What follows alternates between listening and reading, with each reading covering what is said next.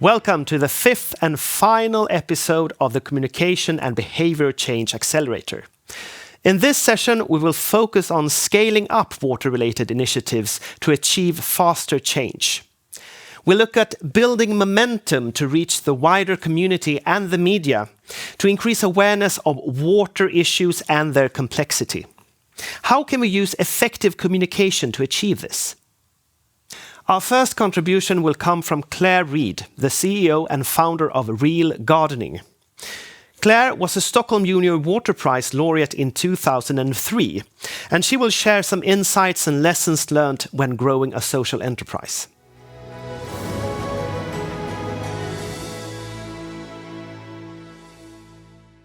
Why don't more people grow their own food at home? Why don't kids know where vegetables come from? Why don't people appreciate how long it takes for food to grow? Why don't people understand that real food is not always picture perfect? These are some of the whys that brought our team together on a quest to get more people connected with their food in a mission to positively affect food security while saving water. I founded a social enterprise which strives to get more people growing in whatever small space they have available. We make starting a vegetable garden simple, quick, and as fun as possible, enabling anyone to experience the miracle that is growing your own fresh, nutritious food for yourself and your family. We manufacture our patented biodegradable seed tape that removes all of the confusion from the planting process. The seed and nutrients is correctly spaced inside a biodegradable paper tape that, when planted, enables the saving of water by up to 80%. Now anyone from an expert gardener to a small child can start their own garden with whatever space they have available, with whatever knowledge and the most least water possible. When we started our journey over a decade ago, we thought the solution to getting more people to grow their own food was simple. We made the solution as easy as possible. Just put it in the ground and add water. And we thought that once we made the process easier, more people would get growing and we would have succeeded. Little did we know that making the process simpler was just the first initial starting point in a, over 8-year-long journey of success, failure, trial, error, and eventually success again. Well, for now anyway. Since bringing our seed tape to market, we have implemented over 500 school and community gardens, the 200 square meter large gardens across Southern Africa.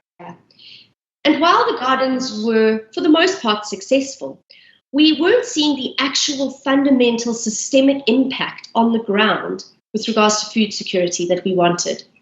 These gardens were being seen as yet another thing that needed to be looked after in an already stretched environment that was struggling with resources. Our initial response to this was that we needed to get extra hands to help. We needed to mobilize the community and the local NGOs in the area, getting government support through the local community workers program. We thought that this would start to alleviate the burden that the school was feeling. We focused on including these additional hands in our training sessions and extended the support period by 8 months. We reached out to donors and supporters to donate rainwater collection tanks, hose pipes, bird nets, compost. We included 27 people in our Train the Trainer program and equipped them to go back to their communities and help with all the knowledge that was needed to get people to grow on the ground in their homes and hopefully to be able to sell the produce for additional income. We thought we had solved the problem. We had mitigated every risk that we had encountered or foreseen. We focused on helping the schools and teachers with the garden, and we rolled out 200 more gardens in a box that year. We were excited that we were now scaling a model that we felt met all of our criteria. We, however, had made a huge mistake. We were focused on fixing the problem that we had encountered over the years when rolling out a garden in a box model. We focused on finding solutions for the problems that our gardens were encountering, but we didn't realize that the garden itself was actually the problem. The concept, layout, and average size of a school garden was something we had seen in books and online, and we took this as trusted. We took this as a starting point that we needed to iterate using our technology. We didn't realize that this fundamental design flaw was the error. And we didn't ask the schools if they wanted that type of large school garden. We just focused on simplifying the process, the method of implementation. But we actually had to look at the desired income and outcome and work backwards from there. This was only realized when we failed again. And we finally realized that we needed to listen to these schools and work with them to develop what they wanted and not necessarily what we viewed as them needing. From the teachers and the principals, we learned that they were already under so much pressure to teach the curriculum that they really wanted a teaching tool that enabled them to continue doing their job and bringing the garden into the classroom. From the students, we learned that gardening was only for old people or poor people, and they didn't aspire to be either. They were interested in growing, but they wanted to be included from a technological point of view. They wanted something to be exciting and for it to be a learning exercise and not a food growing exercise. From the community, we learned that there was a big stigma around growing your own food, that often some community members moved their garden from the front of their property to the back of their property so that people wouldn't realize that they were too poor to be able to buy their own food, that they had to grow their own food. There was an aspiration that when someone is well off enough, they don't have to grow their own food. They can go and buy it. This was the critical stigma that we needed to break. We went back to the drawing board and created the Grow Pod, and then combined it with a workbook and a teacher's guide to create what we call the Learn and Grow Kit. The Grow Pod is a 1 square meter grow bag made of recycled plastic Coke bottles that can be placed anywhere, and it can be filled with any kind of soil because we include our soil food inside the Learn and Grow Kit, which turns any kind of soil into the optimum growing experience. The weed guard is then placed on top of the soil, and the seed tape is then planted in the gap in between, which reduces the need for weeding, it reduces evaporation, and ultimately reduces the water consumption. We also include a little water spout that can get placed on a simple 2-liter cool drink bottle. And this can then be placed next to the Grow Pod, and it enables fun, mess-free watering, but it also enables the teacher to make sure that a maximum of 2 liters of water a day is spent on the growing kit. We then also include a whole variety of workbooks and teacher's guides that enable the teacher to really link the garden to the curriculum, enabling them to do their job while teaching the critical joy of growing food. This is all then also linked to our Real Gardening app. And all you have to do is you download the free app.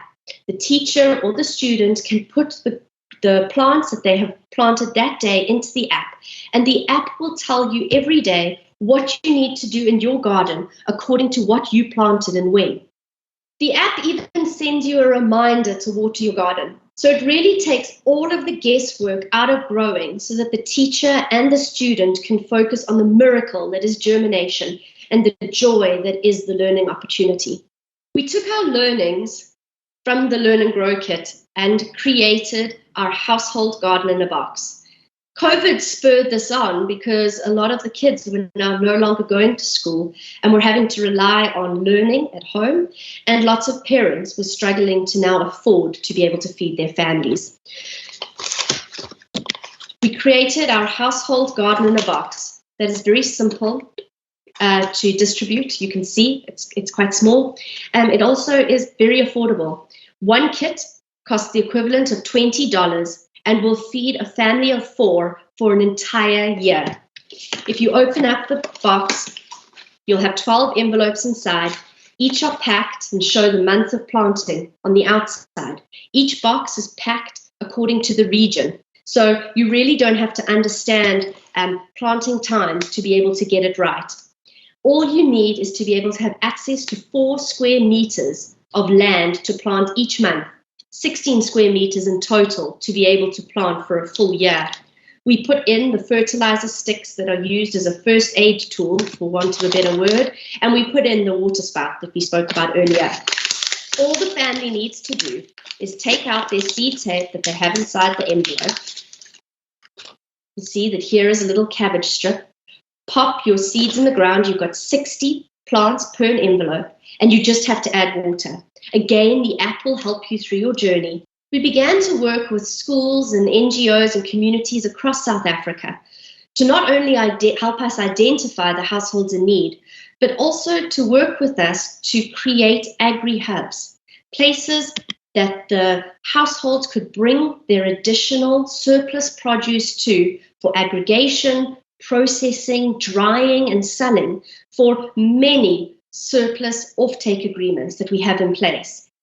We now have been able to create a system where households are learning, kids are learning at the same time, and households are able to grow their produce, create systemic learning change for the next generation, but also feed their families and sell the surplus through these agri-hubs.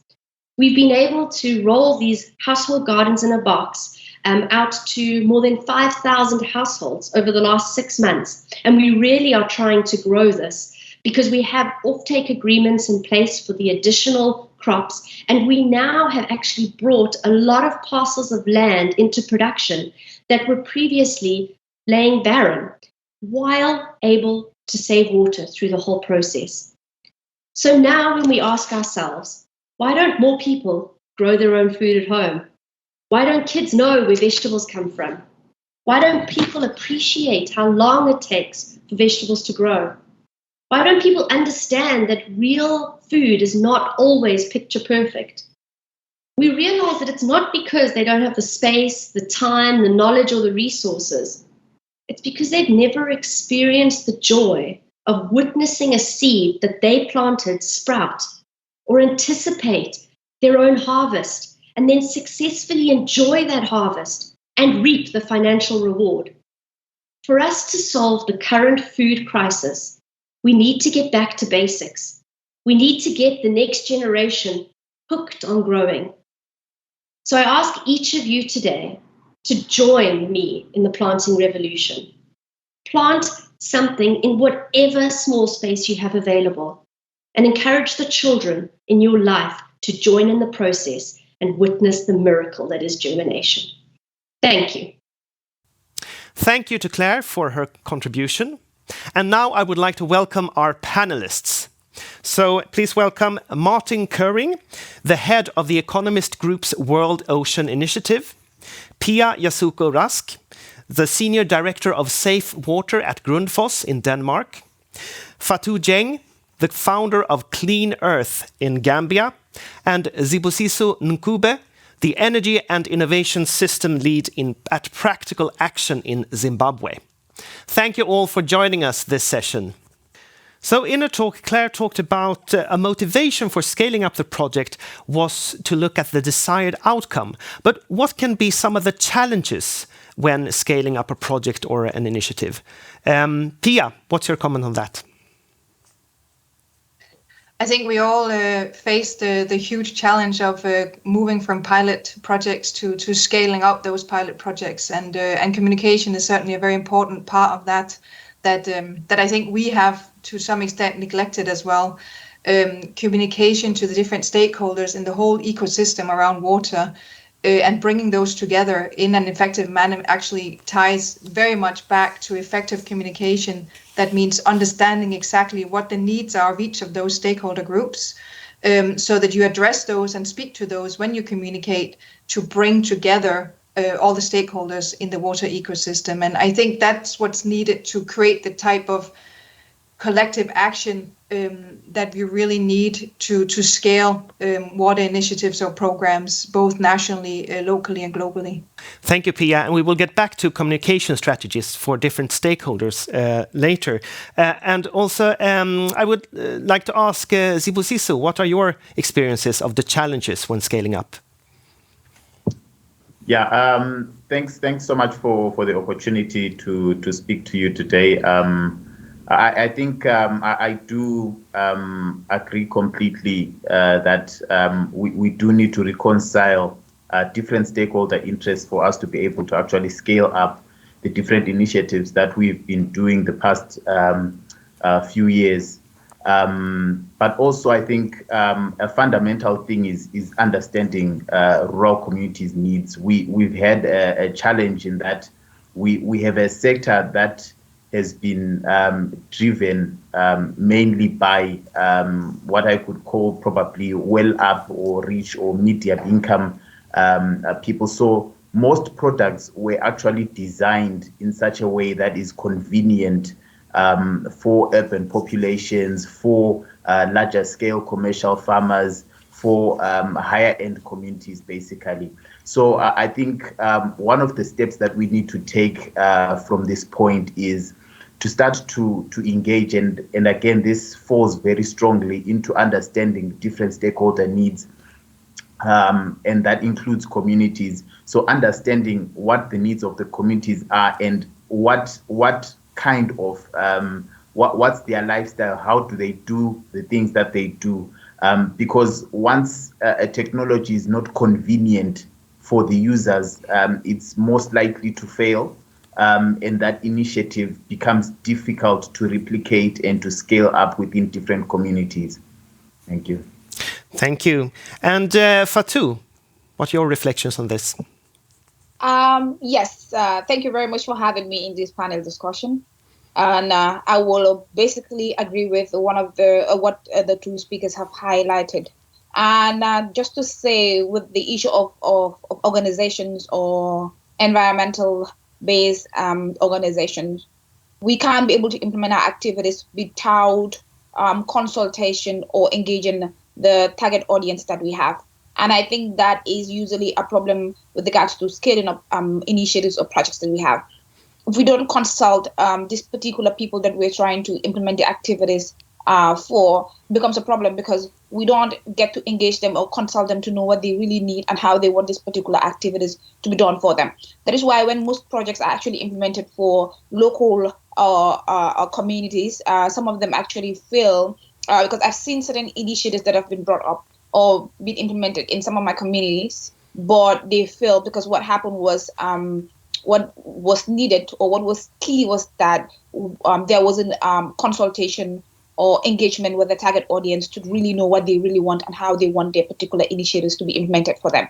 So these are key, and without communication, it becomes really difficult for scaling up our projects. So that is why communication, engagement with the target audience or with the people we want to implement these activities for are really crucial in the scaling up of initiatives or programs. Thank you, Fatou. And Martin? Yeah, thanks, Anders. And I agree with the other speakers, highlighting the need to understand the stakeholder needs, the communication. But I'd also like to add the need, for knowledge and literacy. I mean, what we see in the World Ocean Initiative is that you really need to spread the word about the urgency for action and the need for change. So in Claire's contribution that we saw in the beginning, she talked about the need for systemic impact on food security and why this action is urgently needed. And when we relate it to the ocean, which obviously is the area where I'm involved in, you need to really highlight, the basic need for action. Half of the oxygen available to us has been produced in the ocean, for example, or, the ocean could provide 6 times more food than it does today. And the economic opportunity, for example, that it produces already $2.5 trillion annually, and the opportunity for shaping tourism, renewable energy is increasing. All this needs to be communicated. So the knowledge literacy is important. And to that, I would also add the organization we speak to, they talk about finance a lot. You need a lot of upfront capital for research and development, for example, to develop new technologies. There's an inherent risk involved, if you want to access finance through loans, for example, can be quite difficult. So that's why finance is one of the three pillars of the World Ocean Initiative, alongside governance and innovation. You need to kind of, attract this financing, and we have a challenge called the Changemakers, the Ocean Changemakers Challenge, and our changemakers that tell us that they need access to finance. There are venture capitalists, for example, but also other, funds. I mean, you need to look at public funds, development banks, charitable foundations, and so on. And there are organizations like Catapult Ocean, for example, that helps early stage companies, or, there are some that help to scale up. So, for example, Mirova Natural Capital, they work with organizations to scale up. So there are different finances, access to finance available. And then finally, I would say, the regulatory support and the governance structures need to be in place. And just if you apply that to finance, there's, for example, the UN Environment Programme Finance Initiative that helps, gives a kind of a practical toolkit for financial institutions to provide, these kind of recommendations for banks, insurers, investors to provide that finance. And there are other guidelines around, such as the Sustainable Ocean Principles by the UN Global Compact, for example. So there's all kinds of information available. So I would say the knowledge is needed. There's obviously access to finance and regulatory support and guidance that are needed to scale up. So these three themes, finance, governance, and innovations, you call the cross-cutting levers. Would you say that this is also sort of a communication strategy, a framing issue for growing support? Yes, I mean, I agree. I mean, we have these cross-cutting levers for change, finance, governance, innovation, because what we need to do is we need to communicate through something that is meaningful to the people, that we want to reach. And one key point is that you need to build a community. You need to make people feel involved, and these three areas bring people in. So, for example, at our World Ocean Summit, we bring together people from the finance community, innovators. We bring together people from policy, and we have been around the world. I mean, Indonesia, Mexico, Portugal, and if you want to communicate, you need to bring people together. We have like a regional spin-off this year, and the World Ocean Summit Asia Pacific, and we went virtual. I mean, to communicate with people, you need to bring the issues to them, and you need to make it easier for people to access these issues. So what we did is we did our virtual webinar series to make sure that people can access the information, can communicate and connect with people. So at the summit, we have a website where we communicate those three issues, and ocean.economist.com. We have also have a regular newsletter to make sure that people can access the information on a regular basis. Perfect. Thank you, Martin. I would like to hear from you others. What are some of the actual communication strategies you have done to reach different stakeholders? Because you all talked about the importance of including various stakeholders in the initiatives. So, Fatou, could you share some specific strategies you have employed to reach different stakeholders? Yes. So because with the work that we do in the environmental and climate change activism, we need to get people involved. We need to get people engaged. Because as we mentioned initially, different people have different environmental challenges that they face, and they have different adaptation strategies that they'll want to actually employ to make sure that the environment or climate problems that they're facing has been addressed. So the first thing that we do is we engage in a lot of consultations. We engage in a lot of discussions with the target audience or with the people that we are implementing these programs with, because we usually want to hear what they have to say and how the challenges that they are facing is affecting them. So this helps us to really kind of like know how we're going to, or the approach that we're going to be using to basically implement some of the activities that we have. Also, because we're a youth-led environmental organization, we also work with a lot of young people. And one of the communication strategies that we've been using is we've been employing a lot of social media initiatives or outreach initiatives.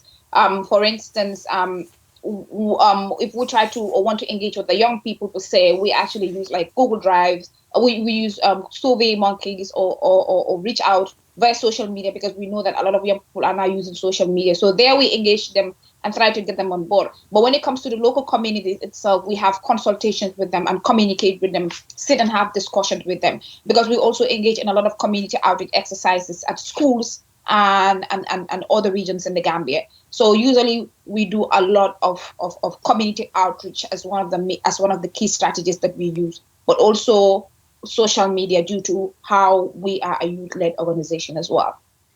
And if there would be one thing for you to need to scale up your project even more, what would that be?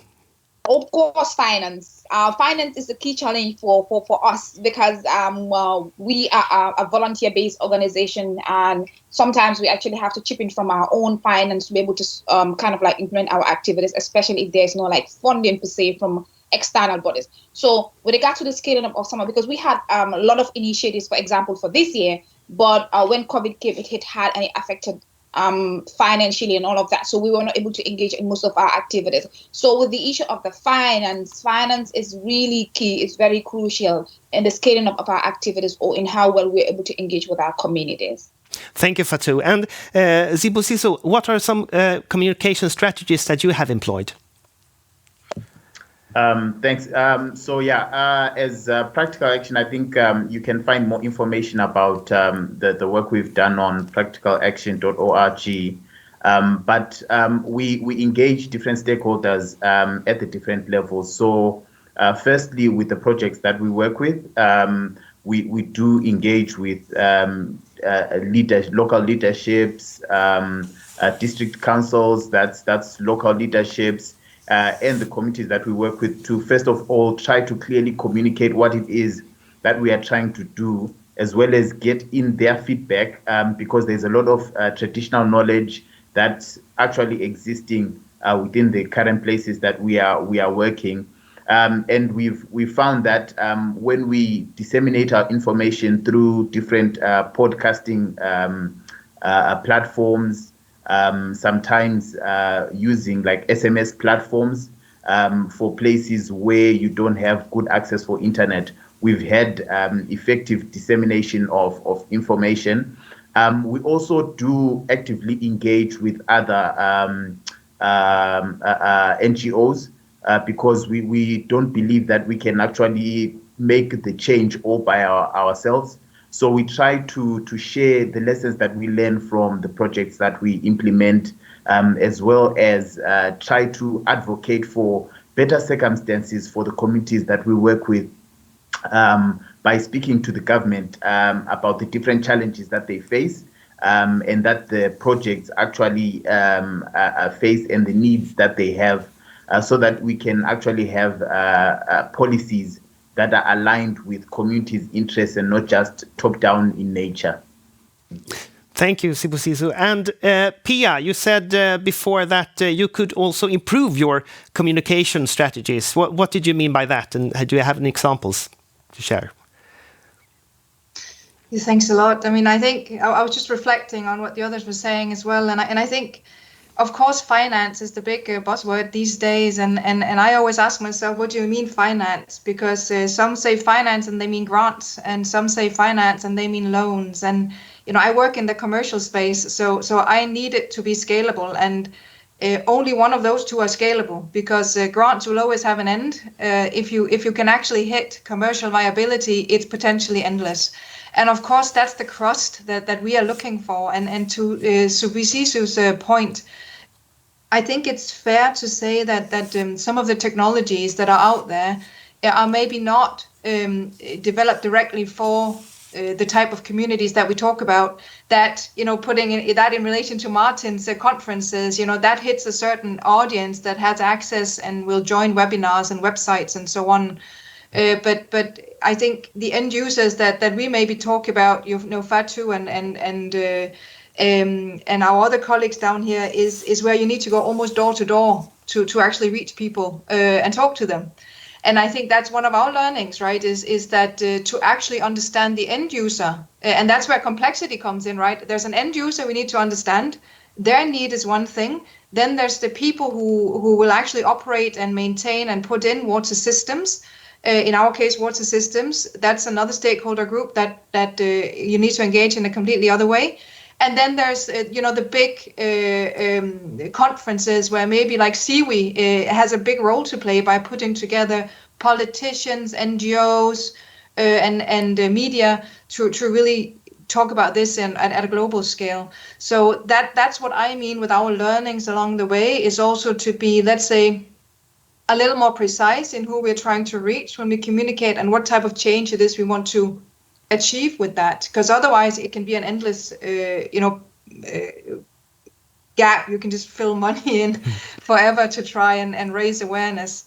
So I think being more precise in what you want to achieve with your communication and with whom is one of our big learnings. And for instance, going door to door is something we're trying out now together with partners to say, is this what it takes to actually make good choices and good technology choices as well? Because that's where finance comes in often, is when you have the ability to have choices when you choose what type of water you want access to, and not just the cheapest upfront, but the cheapest over the lifetime of that water system. And I think that is the key challenge here, because I don't think water access is a technology challenge. The technology exists, but it is access to those technologies that solves your issues. That's one of the issues, and of course, finance is a key challenge there.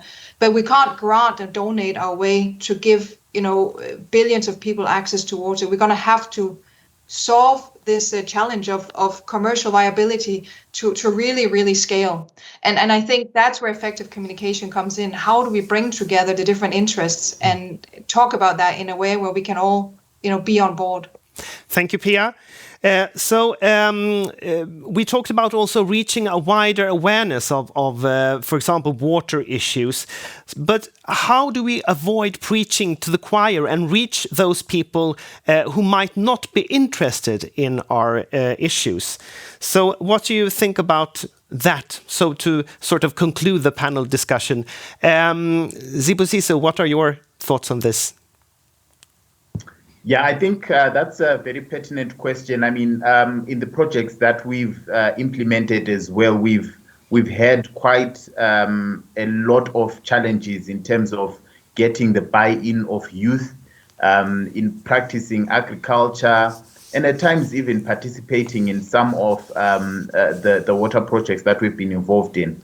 But one key thing that that we actually noticed is that because the way that we had previously been designing projects was very narrow. So if we were to design a mini grid, it was very singular in the way that it was designed. So we didn't have integration of different initiatives that reach different people within that community. So we actually now have implemented projects that have actually gotten the buy-in of different people with different interests within the community. So you find that there are youth that may be interested in more technology-centered activities. So we'll have energy kiosks, but from that same mini grid, it's how we are actually providing water into that community. From that same mini grid is how we are providing water for irrigation within that particular community. Then within the way that we work with our different systems, if you begin to show the community that there is actually commercial viability in some of these activities, you find that groups like the youth, which are usually said, well, they shy away from agriculture, you actually find them coming in. One of the irrigation schemes that we have in the southern parts of Zimbabwe actually has more youth in it than it does have elder type of people, because they found commercial viable activities, and the way that they do their agriculture is a bit more modern in the way that they are doing it. So it's really how you design it, understanding. I think we can't stress this enough. You need to understand what the community that you are getting into wants, how it works, what are the youth there thinking about, what are their aspirations. If you design your projects in a way that actually caters to that, you will find more success in bringing in those types of groups. Thank you, Zibusiso. And Fatou, what do you have to say about this? You work a lot with young people, right? Yeah, I definitely agree with what Zibusiso has mentioned, because with regards to the work that we do and how not to basically preach, but get the people that are not kind of like interested involved. One we need to do is because what I've observed is that certain activities fail to more or less get the particular group, especially young people, involved in the designing process of activities and projects, because most of the times young people are left behind until it's time for the implementation of projects, and then you get them on board. So what happens is they feel left out and they wouldn't get involved. But when you understand, or when you make young people understand the importance of their participation, the importance of their involvement in the activities that we implement for the community, then they will actually be very much interested or engaged. Because, for example, young people in the Gambia constitute more than 50% of the population. And that means we actually have a very youthful population, and we need to get the young people basically engaged in what we do. So for us to do that, we need to make sure that they understand that they have they are really important, or they are really crucial in the activities or the projects that we are trying to implement. And when we do that, we need to actually kind of like not only consult them while we're actually organizing these activities, but also make sure that they play a very crucial part, or a very crucial pillar in the implementation of these activities. And it's difficult to mention that there are certain projects actually that are not kind of like financially lucrative for some young people, which would make them not to basically want to get engaged, because obviously young people want to get maybe something, a financial return from the activities that will be implemented, especially when it comes to agriculture, because many people don't engage in agricultural activities. So obviously, when you make it lucrative, they will actually want to get engaged. But what I think is really very important, based on our experience working with young people, our experience as a youth-led organization, is to make sure that we make young people feel wanted and young people belong to the process, because we have seen a lot of tokenism of young people in the spaces where we just say we want to have young people, but in reality, they are not practically involved. So these are things that we really need to look at as far as scaling up projects, and to ensure that people that are left behind are included. Because if not, we're going to have the same problems coming up as far as issues concerning the implementation of activities, especially with the inclusion of young people is actually concerned. Thank you, Fatou. And Pia? Thanks a lot. Yeah, I think my last reflection really was just that we always talk about this very logically, but when people have competing needs at a very basic level, logic seldom applies. So I think that's what we sometimes have to remember. Thank you, Pia. And Martin? Yes, great points. Sibusiso mentioned the commercial viability is important. Fatou mentioned, getting young people involved, and it's also what we see in the World Ocean Initiative is really showing people that it matters to them. I mean, with the ocean, that's why literacy is so important. I mean, every other breath of air comes from the ocean. Around 3 billion people in the world rely on seafood as a primary source of protein. I mean, getting these facts out there, that people feel like they're part of this, and also highlighting the economic opportunity, but also showing that people are already part of the issue. For example, showing city authorities that they are part of the plastics pollution crisis by showing that, if they don't help with solving the circular economy issue through better waste management, for example, that they are really part of the problem, so they can be part of the solution as well. Retailers, for example, can be part of the solution by reducing packaging. They can demand better certification for seafood. Same for consumers, the power that consumers have in terms of powerful choices by buying products with lower carbon footprints, for example. And then financial institutions can help by not financing companies that harm the environment. So, for example, in the ocean space, there are the Poseidon principles. The 27 financial institutions came together to integrate climate considerations into their lending decisions to promote the decarbonization of shipping, for example. So really, policy, business, finance, and consumers have to work hand in hand so that more people feel included and can be part of the solution. Thank you very much, Martin, and thank you to you all for your participation and insightful comments during this session. A final thank you to the Grundfos Foundation for partnering with us on this accelerator and the entire communications initiative at World Water Week. Thank you also to Global Citizen and to water.org for their support. Don't forget to look at the More Than Words initiative, where we showcase effective storytelling on water and where visual and performing artists address urgent water and climate issues. You can find these events on the center stage. All Accelerator segments will be available to watch afterwards on the CWE YouTube channel. I thank you all for watching and see you again soon.